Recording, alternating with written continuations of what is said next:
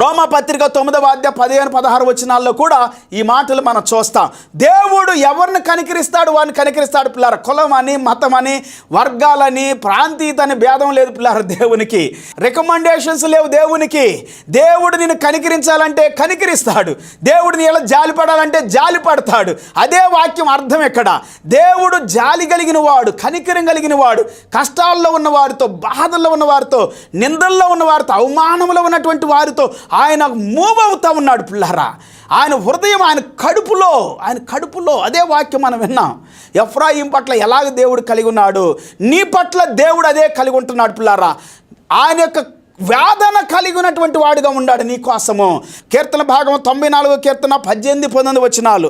నా కాలు జారినని నేను అనుకొనగా యెహోవా నీ కృప నన్ను బలపరుచుచున్నది. ఇక్కడ ఇంగ్లీష్లో ఏమనుందంటే, when I said my foot is slipping, your